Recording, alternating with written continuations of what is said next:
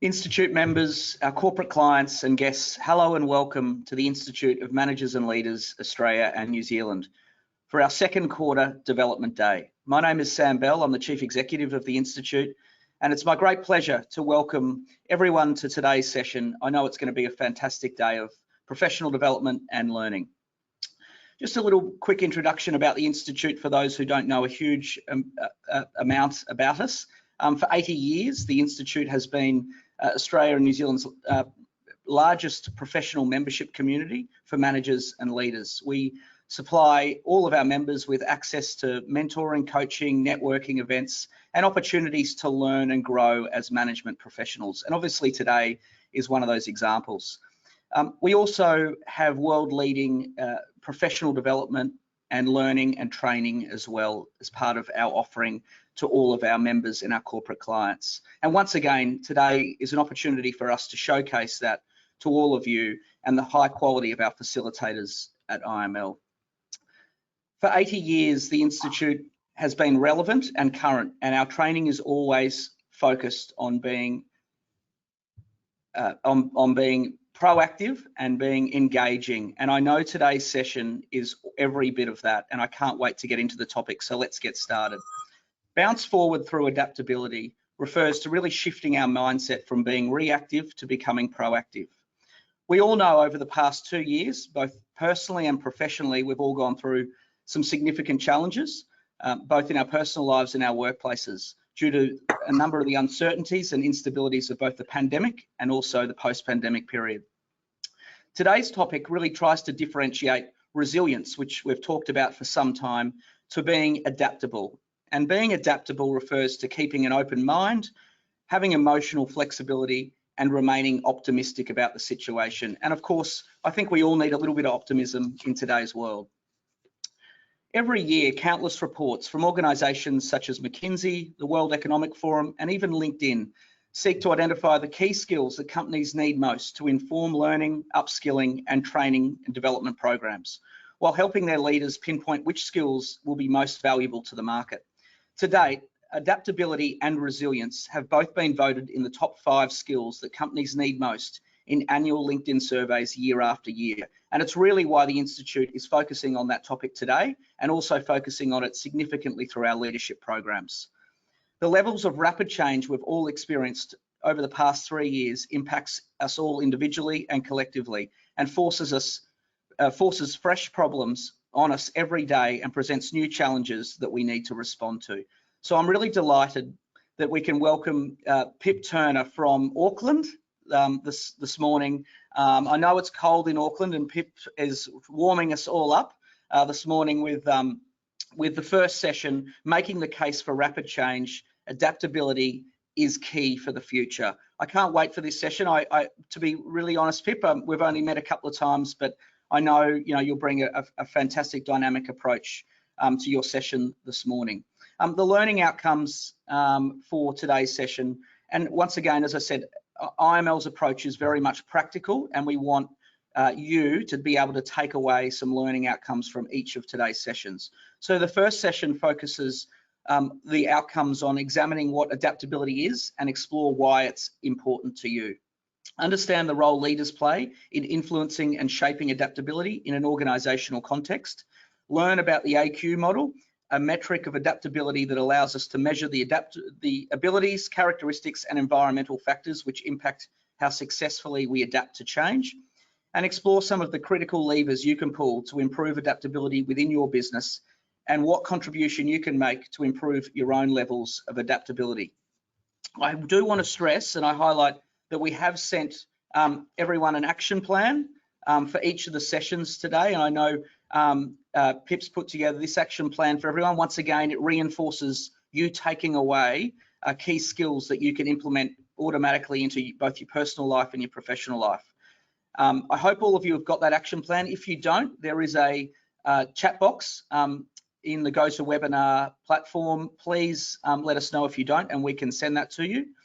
I would also like to highlight the fact that if you've got questions from today's session, we will be doing a Q&A after Pip's presentation today. So please stay around for that Q&A. So to welcome Pip, Pip is a registered industrial and organisational psychologist. Pip has spent her career specialising in talent identification and management, offering a range of applied psychology solutions and human resource services, sorry, I had to get that out, to clients across Australia and New Zealand. She has partnered with a broad range of public and private sector clients as an organisational psychologist and OD consultant, specialising in understanding what motivates individuals and teams and what makes them effective in the workplace. With an in-depth knowledge of psychology and its practical application in the organisational settings, she has supported individuals, team leaders, managers and CEOs to help them consciously learn more about themselves and their drivers, to celebrate their strengths and to discover how they can become the best versions of themselves at work. And of course, that's what we're all here today. So without further ado, I'd like to welcome Pip Turner to present our first session at today's Development Day. Over to you, Pip. Hi everyone, welcome to my kitchen. It is very cold in Auckland today, so if at any point you see my hot water bottle peeking up above the camera, just bear with me on that one. Other thing to note is that I've got two screens, so if you see me looking between two different things, that's what I'm doing. And I am just going to drop my face down so I don't have to stare at myself while I am talking. So, I can't see any of you, but it's really nice to meet all of you. And today we are going to be talking about adaptability, why it's important, why you might want to strengthen your sense of adaptability, how you can measure it, and also how you might be able to strengthen it. And we'll be talking about how you could work on your adaptability levels as an individual, but also as a leader and from an organizational perspective as well. So, before we get into it, I've just got a little bit of preamble around change and adaptability and why it's important. So if you think about your life 10 years ago, what was happening then that isn't happening now? Or vice versa, what is happening now that didn't happen then? And you'll probably find that your life has changed quite a bit. We each have our own unique challenges and changes that we need to adapt to, and they can be professional, they can be personal, they can be big, they can be small, we could have chosen them or they might be forced upon us, but regardless, change is pretty much an inescapable part of life. So what does all this change actually mean for us? So in this landscape, if we're operating in the way that we always have, hoping that things are just going to go back to normal, it's kind of not going to be an option soon, if it isn't already. When I was writing this session, I was thinking about some of those big players out there that just don't even exist anymore, like BlackBerry or MySpace or Kodak or Blockbuster Video, showing my age a little bit there, but they used to be huge and now they're just virtually irrelevant. So with change being at that level of inevitability, it is really time for us to be focusing on our levels of adaptability, how we might be able to upgrade our levels of adaptability or AQ as leaders. So how should we be attempting to navigate this change? And how can we attempt to improve something if we can't measure it? So I just want to start by trying to define what adaptability actually is.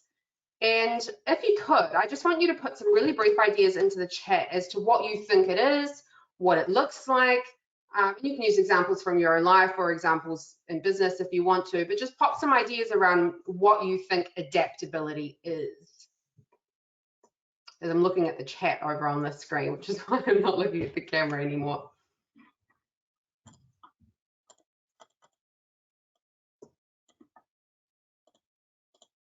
And we will be putting up a definition shortly if anyone's got any input into what you think adaptability might be.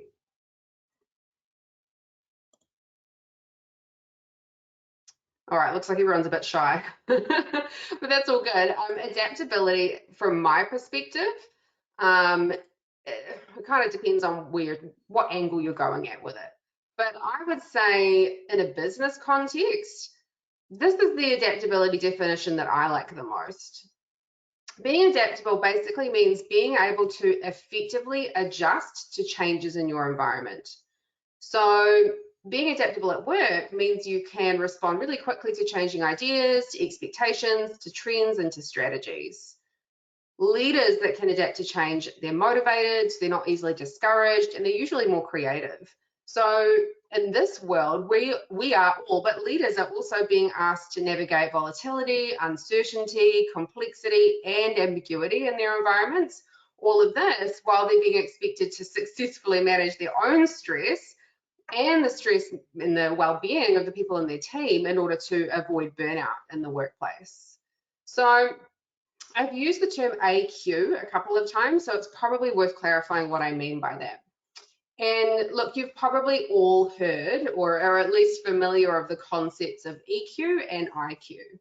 So if we're looking at a person's IQ, we're measuring their ability to learn, to understand and apply information to skills, their logical reasoning ability, and their abstract and spatial thinking ability.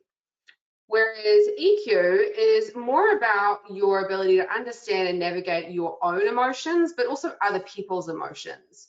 So if you have a high level of EQ, you can identify, evaluate, and control your emotions in a way that's useful. It's also useful for relationship management, for communication, all of those things that come with being able to understand where people are coming from. And then lastly, we've got AQ. So this is a pretty new concept, and it's only really been kind of out in the world for a couple of years now, but it's looking at your ability to cope with and thrive during periods of change. So this metric is looking at the ability to tolerate failure, to learn, to relearn, to unlearn, and to demonstrate flexibility and curiosity, but also to exhibit what we call refocused resilience. So in the real world, a person's AQ can determine how likely they are to thrive in their environment, but it also plays a significant role in how successfully you can lead other people through change. So why is adaptability important? In many ways, in terms of from the psychology perspective, we're trying to positively shape the future of work, and I think the time to do that is right now. So we are still dealing with the impact of COVID all over the world, but it is putting additional pressure on us to rapidly adapt. So our adaptability, our resilience, and our mental well-being right now has never been more relevant.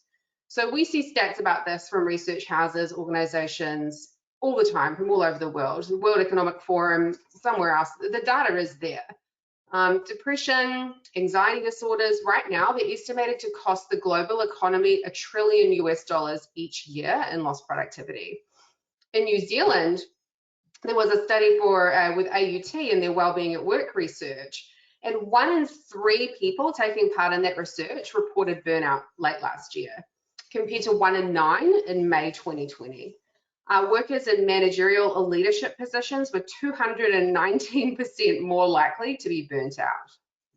The other thing about that is that 40% of the jobs that exist today won't exist in 10 years' time. So in 10 years' time, there's a low estimate of around 375 million people internationally that may need to switch occupations and learn new skills. So that's more than the working population of USA, Canada, Japan, Australia, and the UK combined. And when I was writing this session, I was thinking, well, how on earth are we supposed to prepare for that? How do we prepare for this in our education systems, in our learning and development departments within our organizations? And personally, if we don't know what roles and jobs we're preparing for, how do we get our heads around that? And that raises another important question around how closely linked is our identity with our jobs, particularly if we don't know what jobs we're preparing for. How do we unpick that reality of the impact on our mental health and well-being, of going from an identity that is linked to our current job to a future where that job or that role or that task isn't required anymore? How are we going to navigate that future when our identities are kind of at risk of being displaced or even being seen as less valuable? So it's really critical that we start to think about how we can support people along this journey as it's unfolding. So why does adaptability matter in leadership?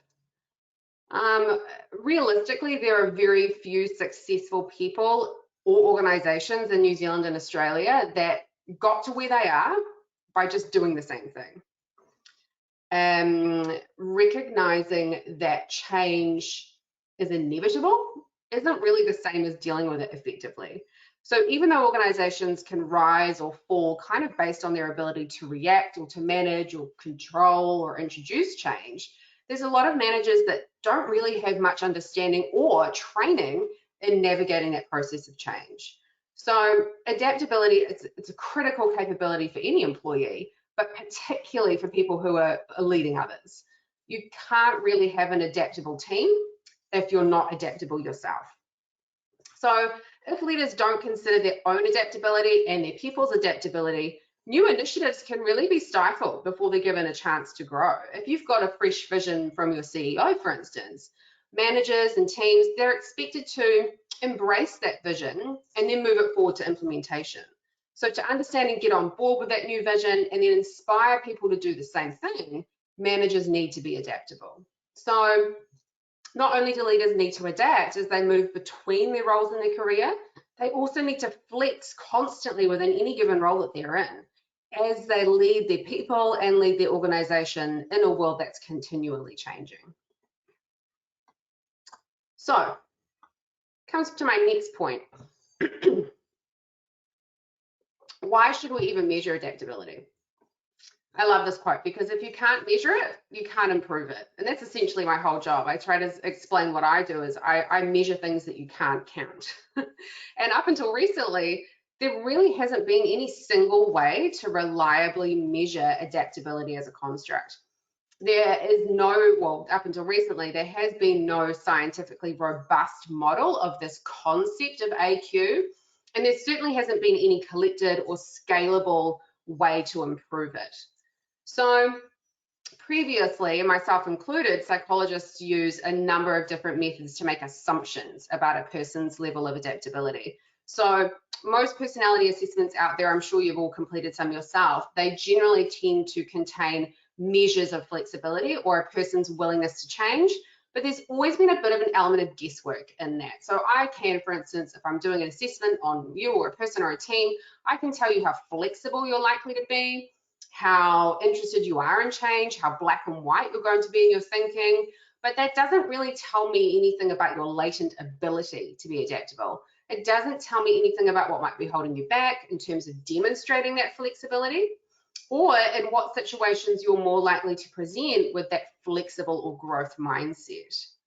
So clearly, if AQ is going to be as important as assessing EQ and IQ in our new normal, there needs to be a model or a framework of AQ we can work within and a way of assessing it, a way of measuring where we're at, kind of like getting a baseline insight into our level of AQ. So enter AQAI. So AQAI is a business that was started to provide the first complete view on individual adaptability. So it is the first tool that gives you a multifaceted, scientifically valid and robust measure of their 17 dimensions of adaptability. This assessment is being used all over the world by some pretty big players. And to date, over 4,000 assessments have been completed worldwide. And I think they're up to about 500,000 data points that they've collected across those assessments. Now, this is the AQ measure, or AQ model, pardon me, of adaptability. So essentially what we've got here is adaptability as a construct, and it's seen as a unique mix of a person's ability, their character, and their environment. So when we're talking about this model, it's really important to remember that each of these areas are being assessed in the context of work, okay? It's not a clinical tool. We're looking at people's work lives, not their personal lives, just work-specific qualities. So looking at each of these dimensions and what they can assess can help us if we want to start thinking about developing our ability to adapt. They can pinpoint our development efforts at an individual level into specific areas, but at an organizational level, they can help us really laser our focus so we're not spending effort developing skills or adjusting elements of our environment that don't need to be changed in order to improve our adaptability overall. So let's have a talk about what's within this model. So we were talking before about the 3 components. We've got ability, character, and environment, and then we'll just go through what those mean. So the first dimension we talk about is AQ ability. So ability is made up of learnable and developable adaptability skills. So for this piece, the question is, how and to what degree do I adapt? So you've got 5 subdimensions here. The first one is grit. We've all heard of that one. It's around perseverance and passion. We describe it as the ability to stay the course. So being able to follow through when you're approaching important goals. Then we've got mental flexibility. So at a simple level, it's the ability to hold space for contradictory ideas in the mind. So being able to hold different scenarios, different solutions, different opinions all at once. Mindset, it's not a new concept, but it's about understanding how your mindsets and how your self-belief impact your ability to adapt. So how you shape your thoughts, your beliefs, and your behavior around change. Do you see change as positive? Do you see it as good, or do you see it as problematic or something that you're fearful about? Then we have resilience. We've heard that term 100 times by now, but it's about how quickly, how often, and to what degree you bounce back or even bounce forward from adversity, from setbacks, and from challenges. So we call this your recovery fuel. Resilience is very, very well researched. So there's been about 50 years of resilience research at this point that's worth talking about. And factors that have been shown to lead to resilience include optimism, the ability to stay balanced and manage strong or difficult emotions, and a sense of safety and a strong social support system. And the last one is a kind of new concept. For me, even, it was a new concept to think about, and it's called unlearn. And this is about the ability to be able to let go of old skills, ideas, behaviors, and actions and learn new ones.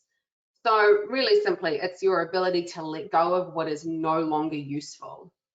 So all 5 of these ability skills are learnable skills. So that's good news. With intent, with deliberate action, you can improve any of these, all 5 of them.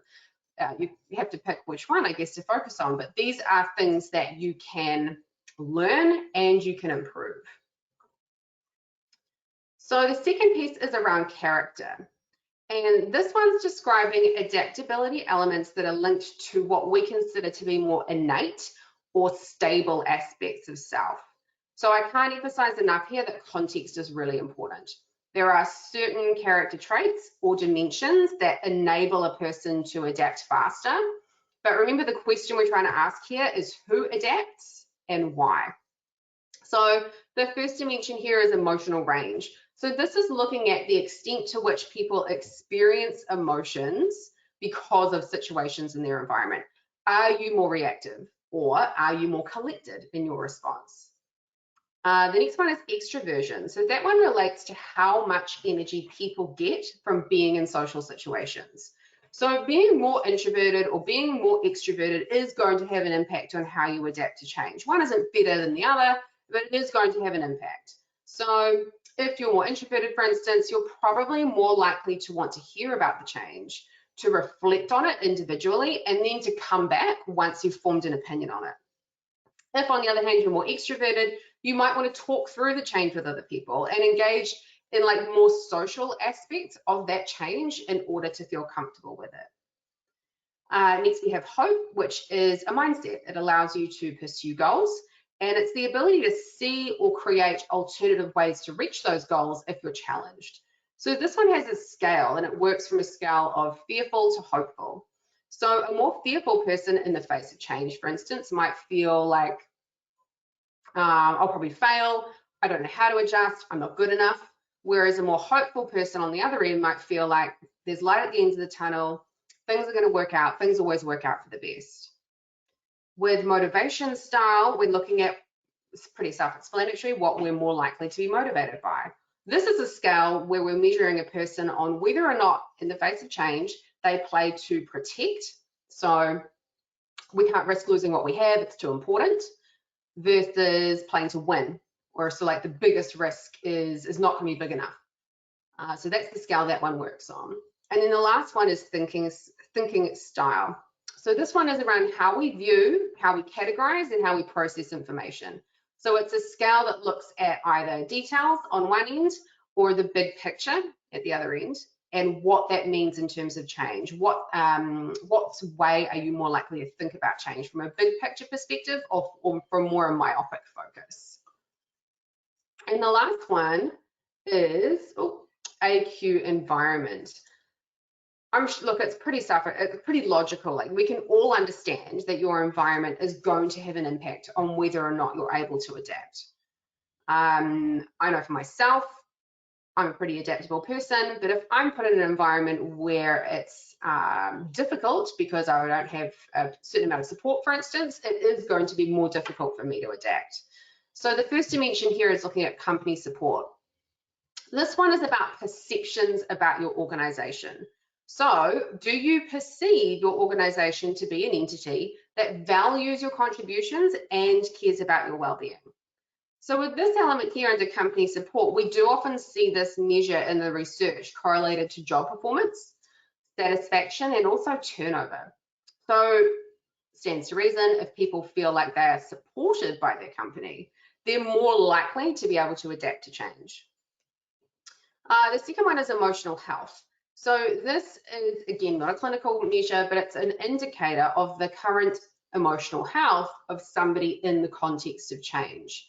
So this one is related to whether you feel that you are thriving at work. Do you have plenty of positive experiences and feelings such as excitement or even relaxation when you're at work? Or on the other hand, do you feel like you've got more negative experiences at work associated with feelings of sadness and anxiety? So if you have more positive experiences, then it's a pretty good foundation to be able to continually sustain that long-term change. Then we've got team support. Now this one's big, particularly in psychological safety. So it looks at the level of support a person is perceiving that they're getting from other individuals and within their team. So if you think about this in a work context, if we're looking at sense of team support, it's, am I hiding what's going on? Do I only discuss things I'm happy about, or do I discuss what I'm not happy about? To what degree and to what level of depth can you have open and honest conversations with people, particularly when it comes to new information or your feelings or your levels of uncertainty? Can I share new ideas, for instance, without fear of judgment within my team? Work environment is looking at whether your workplace facilitates experimentation and adaptation or hinders it. So we're trying to assess whether experimentation and what we call alternative thinking is rewarded and encouraged. This piece here, your work environment, looking at this, whether or not you feel facilitated to experiment, it can manifest in your organizational culture. So for instance, if you've got a no blame culture, that would be an environment where experimentation is encouraged. It's where you can learn from your mistakes and discuss them openly. And then the last one is work stress. So this one is looking at identifying and understanding how individuals at work feel when it comes to their work demands. So do they feel overwhelmed with tasks? Do they typically experience low levels of stress with a more manageable workload? Or are they feeling quite stressed within their environment at work? So it's worth mentioning here, before we talk about improving our adaptability, what is some of the predictive validity in this assessment? So once you've done your assessment, once you've got a measure of your level of AQ, you've worked out there's a couple of areas I'm higher on, there's a couple of areas I'm lower on, what am I going to do about working on those things? These are the areas it would be worth focusing on at an individual level, but also at an organizational level. So on this assessment, right now, work stress scores are tending to be high. There are some things you can do about that dimension though. The biggest buffer against some of the negative effects of work stress, because remember, work stress isn't always negative, but in this assessment, the biggest buffer tends to be resilience, or resilience ability as we've measured it here. So the ability to bounce back or bounce forward from setbacks has an even stronger effect on stress and emotional health than character traits overall. Remember the extroversion piece. So under character, a more anxious profile was associated with increased stress, which makes a lot of sense. So as leaders, if you're wanting to mitigate some of those effects, you can try to target those employees with specific stress reduction intervals to help support them move through those higher stress periods in a more constructive way. And then finally, under environment, a supportive team is generally speaking found to be the most effective buffer against stress, just behind resilience. So as an organization, investing time and resources towards activities that really genuinely build the supportiveness of your teams internally can help protect against the effects of stress. So we've gone through the model, we've talked about how we can measure it, which is really important, because if you're thinking about how can I improve or raise my levels of adaptability, you've got to know where you're starting from, right? So we've talked about that piece, we've talked about why we want to measure it, we've talked about how we would measure it. Let's now talk about how you might develop your levels of AQ. So this is all at an individual level for this first slide. How might you personally develop your levels of AQ? And then we'll move into how you might do so as a leader. And then we'll move into how you might do so as an organization. So as an individual, look, we already know that adaptability is not a fixed skill. This means, luckily for us, we have the power to boost our own adaptability as well as the adaptability of others. So where can we start to develop our own levels of AQ? So if we go back to the model, AQ ability represents learned adaptability skills. That is something that can change over time as employees learn and grow their skill set. So individually, working on your levels of resilience, your unlearning skills, and your mindset, those three have been found to be predictive drivers of adaptability. So what that means is that the higher your resilience, the higher your unlearning skills, and the more growth focused your mindset is, we can say with a fair amount of confidence, the more likely you are to be adaptable. So we already know it would make sense to learn about your own levels of adaptability. In order to improve your AQ, you've got to look inward to start with. So let's start with resilience as an example. If you think about the last significant change you faced in your business and how you reacted to that, what would you change? What would you do again? How long did it take you to bounce back? Or even what prevented you from moving forward? So building your resilience in the workplace is not going to happen in a vacuum. We do need to understand and manage some of those factors that cause us to feel so overwhelmed and stressed out at work. But there is 50 years of research pointing to the fact that resilience can be built, and it's built by attitudes, behaviors, and social supports, and anyone can adopt and cultivate those. So where do you start? Rethinking your reactions to stress is one, and exercising mindfulness are really good options around building your resilience. Now, look, every time I say the word mindfulness, people in the room, I can't see any of your faces, but people in the room tend to roll their eyes because it's quite trendy, mindfulness.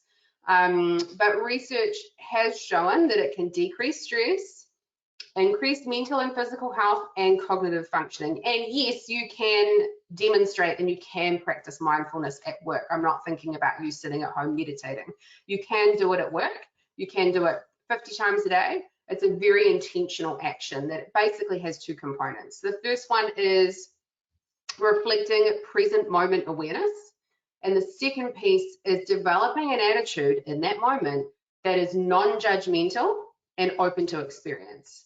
So what you're trying to achieve with mindfulness is you're basically trying to get to a point of just enough detachment where you're choosing to disengage with a challenging situation or a piece of something that's frustrating or a person that's frustrating by choosing to observe your thoughts and your feelings and the experience from a third party perspective. So, like I said, I'm not imagining you meditating at work, but how can we actually do that when we're sat at our desks or when we're interacting with other people at work?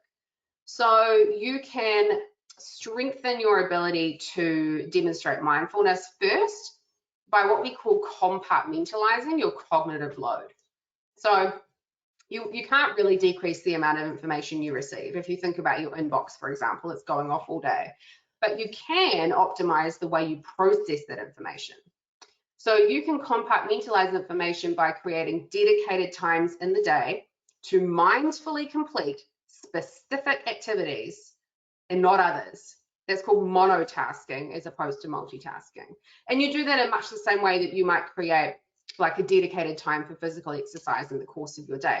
I know some people have email auto responses that get sent out saying, hey, thanks for your email. I only check emails between the hours of 9 and 11. If it's urgent, call me. And that could be a way that you do it, provided that you actually are disciplined enough to not check your emails for the rest of the day. But that could be a way in which you can start to decrease that amount of information you receive, or at least make sure that you're only getting it in certain chunks or certain times of the day. You can also take what we call detachment breaks. So mental focus, clarity, energy cycles, they're usually around 120 minutes long. So mindfully stepping away from your work, even for a few minutes, can reset your energy and attention. Personally though, if I was going to do anything, I would concentrate on developing your sense of mental agility. So it is possible, without actually too much effort, to switch the networks you're using to process an experience of stress in order to respond to it, as opposed to reacting to it. And this is called decentering stress. And it's not about denying the fact that you're feeling stressed, but it's about being able to pause, to observe the experience from a neutral, mindful standpoint, and then try to solve the problem. So when we're taking a step back and labeling our thoughts and emotions, I'm feeling stressed, we're shifting attention from that narrative network in our brain to the more observational parts of our brain. So it's literally asking yourself, it's simple as, when you're feeling stressed and you're about to take action that's maybe blowing up at somebody, am I responding right now or am I reacting? And that is a mindfulness technique. If you take a breather for 5 minutes rather than firing off a response, you'll be able to articulate yourself in such a way that people are actually hearing what you're saying rather than seeing your automatic reaction.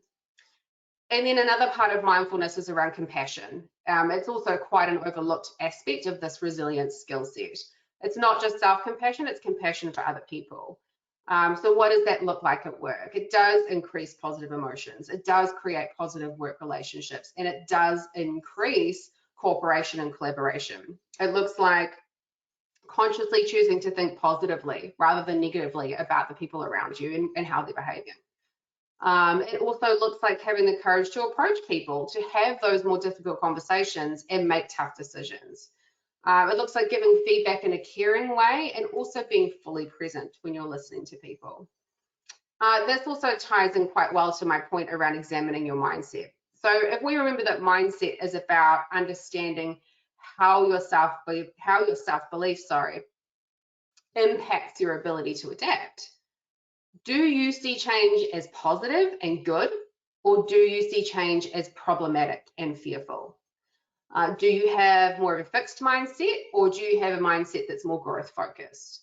So a fixed mindset is ruled by a sort of negative certainty.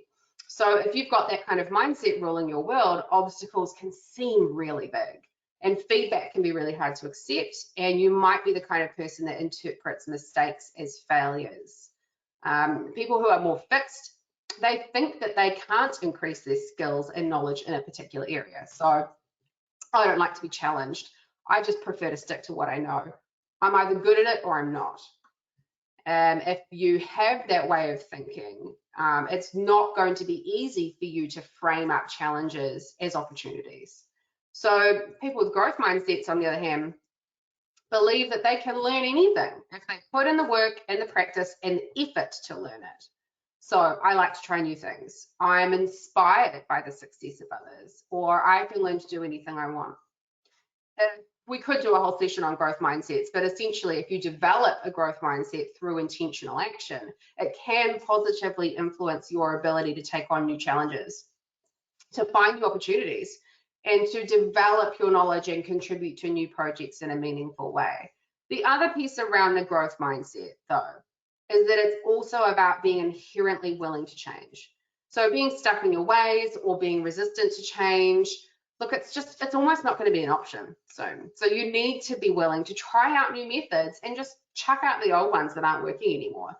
If you're resistant to changing how your business operates, for instance, how can you improve it? So while we're on the topic of mindsets, at this point, you could start to challenge yourself to reframe change as an opportunity. So look, loads of things in life don't go as planned. When this happens, do you focus on the positives or do you focus on what else could go wrong? Remember that when you're in a situation, or how you think about a situation really comes down to choice. You have a choice whether or not you focus on the positives. If you focus on the positives, or if you consider what you're able to take away from these situations rather than focusing on what went wrong, it can help you to be more optimistic about the future. So the key here to reframing your response to change as a positive one really comes from understanding exactly where your worries are coming from and then challenging those beliefs. So one of the ways you can start that is exploring, what is it about this change, whatever the change is, that you see as negative or that is causing you worry? If you think about change in the workplace, for example, are you worried about like a lack of support or an increased workload, for instance, that change might bring? Or think about how you could reframe it. So example, okay, your job's changing, you've got additional responsibilities, and you've got now the opportunity to manage your own workload. How could that advance your career? So here in a work context, the aim is to try and keep things in perspective and try to keep things aligned with what really matters to you and to your career. So we could probably talk about unlearning at this point. And in this predictive model, AQAI found that the ability to unlearn can boost adaptability by 40%. So if we remember that unlearning is the capacity to rethink the status quo. So if you're resisting that, if you're resisting rethinking the status quo, if you're resisting learning and unlearning and relearning, the options available to you can really narrow. So I conceptualize this as the ability to keep an open mind towards what you think you know and accept that you might be wrong, so you can allow room for something better or better information to come in. Think about your comfort zone, right? It's the set of behaviors and actions that combined are really creating this drumbeat of your day-to-day life. So it reduces your stress, it reduces your risk, and it provides you with that sense of security. But the comfort zone is the thing that's most threatened by change. So the challenge is to identify how you can quickly establish a routine so that you can rebuild that sense of self-confidence and a sense of security. So let's say you want to improve your ability to unlearn. One of the ways you can do that is explore problems and new ideas, even if they conflict with each other, but even if they conflict with your previous knowledge. You want to be able to get to a point where discussing and entertaining opposing and alternative perspectives to unlearn old patterns of behavior is more natural. I personally think about what is no longer working or no longer serving me. So if something feels too hard, give yourself permission to understand, look, you're not going to be an expert at this right away. I'm not going to be amazing at this right away. It might take me practice. It might take me time. It might take me a couple of months to get competent at it and to get to grips with the change. Just keep continuing to try again. With this unlearning concept, it's really important to start getting comfortable with being uncomfortable in order to improve your ability to adapt. Listening to other viewpoints is my other point here. And when I was reading about this, I saw that most people pay attention to less than a quarter of everything that's said to them in a given day. Listening to other people's ideas, though, is a really critical adaptability skill that I think everyone can benefit from working on. The perspectives and the viewpoints of everyone in your business are hugely valuable. And look, that doesn't mean that you need to act on every single suggestion, but being open to ideas for improvement, for instance, really encourages employees to think about solutions and new strategies. So on the other hand, if you are the kind of person that, let's say, has a tendency to shoot down or ignore new ideas, in that case, people are going to learn to keep their suggestions to themselves and stop thinking about improving and adapting their business, as they can kind of see that their suggestions are not being valued. If you disagree with someone's idea or suggestion, fine, but try first to understand their viewpoint and why they think it will work instead of telling them why you think it won't. they might be able to see something you missed, and you'll need to understand their viewpoint to assess their idea accurately rather than writing it off. And this last point around daily wins, with time, if you think about change that you've experienced in the past, what might have seemed a really significant change to the way you do things will start to gradually integrate into your day and feel a lot more natural. So that's quite an ongoing process where you encounter the odd setback, but you continue steadily nonetheless. So taking each step at a time, you set yourself daily goals and then reflect on what went well. Now, during times of change, it is really easy to focus on what you couldn't do, or what went wrong, or get a case of the shoulda, coulda, wouldas, rather than what you actually did well, or rather than what went well. So focusing on your wins every day, no matter how small they are, will help you see that you are moving forward, and they will help you see that you're working on embracing change, which will ultimately improve your levels of resilience and then your levels of adaptability. Also, how can we develop our leadership AQ? Now, the first one's pretty obvious, to be fair. It doesn't take a psychologist to tell you this. If you want to see high adaptability in your people, you have to start role modeling it yourself. Once you've worked on your own AQ, let's say you've assessed it and you know where you're at, make time to regularly check in with yourself and your leadership team to look at your collective levels of adaptability, which you can do with the tool we spoke about before. Leaders who role model adaptability to their people and role model open-mindedness will find their employees are more willing to explore their own ideas. The other piece is around being confident. So being confident, but being open to improvement. As leaders, we need to become really aware of any gaps between our actual performance and our desired performance levels, as that insight generally tends to drive behavior change. But really important to balance self-awareness with self-belief. So without it, an increase in your awareness of your development needs, for instance, can be really demotivating. But in contrast, if you're a leader with a high level of self-belief, you might dismiss or maybe underestimate the need to act on development feedback.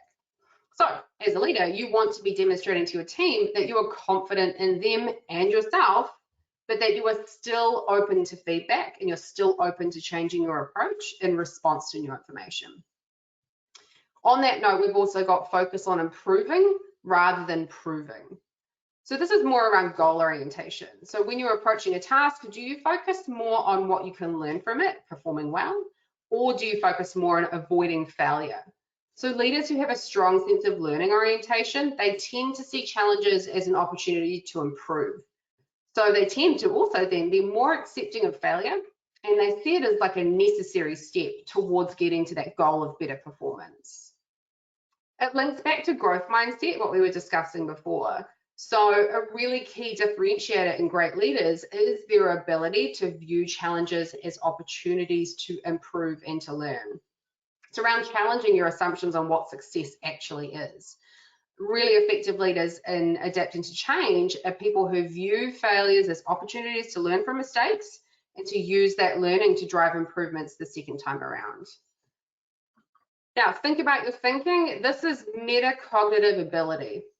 So seeking feedback and reflecting on that feedback is absolutely important because you can learn from it. But remember that not all reflection is conducive to learning. Again, like we were saying before, self-reflection can be helpful, but it can also be unhelpful if we take it too far. So positive self-reflection, on the other hand, accelerates leadership development because it's characterized by openness, by positivity, and that really strong learning goal-orientated perspective. And the other piece here is around seeking diverse opinions. So seeking out people with diverse opinions enables us to learn. It enables us to challenge our perspectives. A really important reason for doing this is to challenge what we call confirmation bias, and that's the tendency to overplay information that confirms your existing beliefs and undervalues information that conflicts with your views. It makes total sense that this would restrict your ability to consider a broad range of perspectives, which then limits your exposure to new and innovative approaches.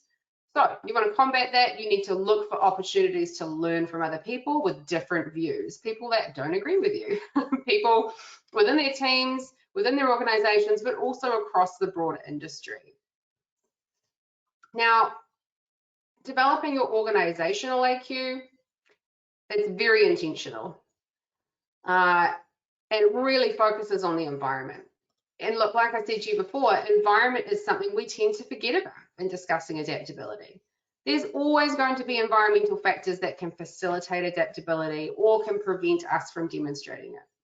So AQAI have found that, statistically speaking, concentrating on team support, on emotional health, and unlearnability tends to boost adaptability the most. So, as a business, from a learning perspective, we need to start by creating a really deliberate focus on developing organizational adaptability. And a really easy way to start is asking yourself, is adaptability on our learning and development curriculum for the next 12 months?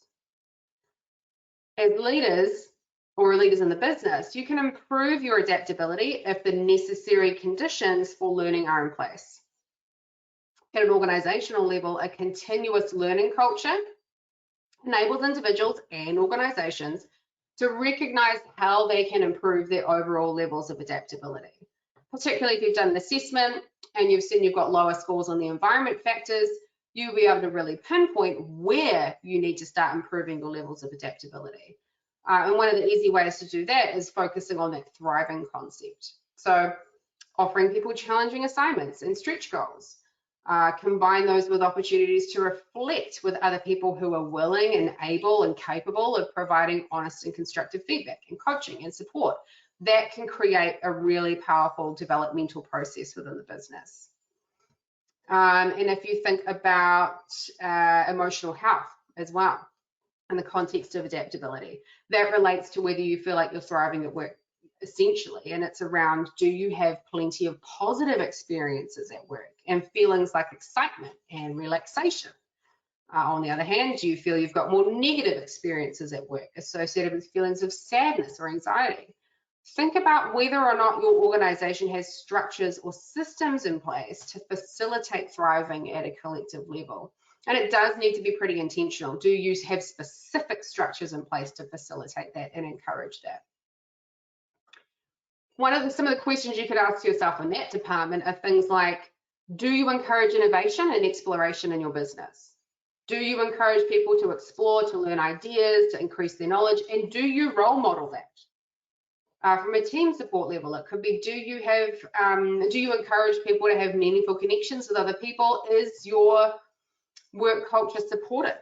Does the organizational culture support people? Does it encourage and respect, like learning from mistakes? Are you sharing success stories?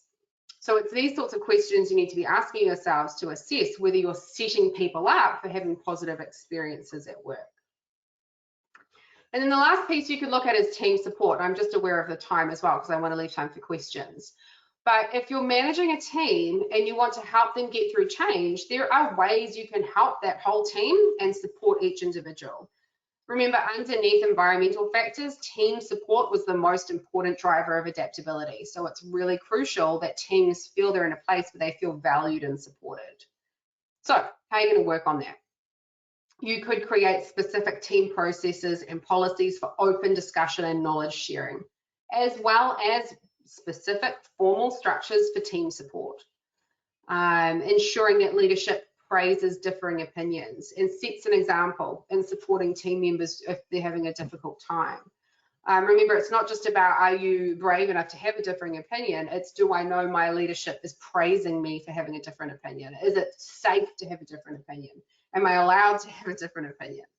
Then that comes down into creating psychological safety. So in order to benefit from other people's opinions, leaders really need to create those psychologically safe environments where people feel that, yes, I am allowed to, it's okay for me, it's actually a good thing for me to share my true opinions. I can be creative, I can make mistakes without feeling like I'm going to get in trouble or fear of judgment. As leaders, we need to be encouraging people to voice their ideas, even if they contrast with other people's views, and really promote that culture of learning from failures. by, as leaders, owning our own mistakes and then sharing what we've learned from those mistakes. So I've just realized I've taken far too long. I haven't left anywhere near enough time for questions. But I'll open up the floor for questions. I'm very aware that I've just spoken at you for the entire time. I will ask, yeah, hi. I'll ask you to bring up anything that might have come up. Hi, Pip. That was a terrific session. Thank you so much. I've got a full page of notes here, and I know that certainly through some of the comments, everyone else found it just as engaging. So we can encourage some questions at this point. I also I'm just scrolling down, so please put any questions into the chat box. So let's start with David. Is there any tips to deal with managers that are very fixed and old school in their thinking and management? Oh, Kyle, I need another hour. I would say the best place you can start with a person like that or with a situation like that is to find out the reasons behind their fixed mindset in the first place. A lot of that is comfort zone stuff. It's more comfortable for me to be fixed. It's more comfortable for me to assume that I know everything. It's easier for me to just do it my way. And nobody's ever going to change their behavior if they don't work out why they're doing it in the first place. And that is a lot of the work that I do with my my psychometric side of the business, with personality testing, and then with the coaching that comes off the back of that. Because we can make assumptions as to why a person might be behaving like that, like they're stubborn, they're stuck in their ways, they're not adaptable, they're inflexible, and that's fine. But unless we assess it and actually work out why they're behaving in that way, they're not going to change it. So that's the first place to start. And then the really practical would be just make it a risk-free environment for them. Once you know why they're not, once you know why they are stuck in their ways, encourage them to change an approach or try something different without fear of, oh, it's okay if it doesn't work. Let's try something else. Let's try something new. It's, yeah, the moving from a fixed mindset to more, not even towards a growth mindset, but a slightly more adaptable mindset is it can be with certain people quite a long process. You really have to get their commitment to do it, and people generally don't tend to commit to change unless they can see a really clear benefit. And so, what's in it for me? How is it going to make my life easier? How is it going to make my relationships easier?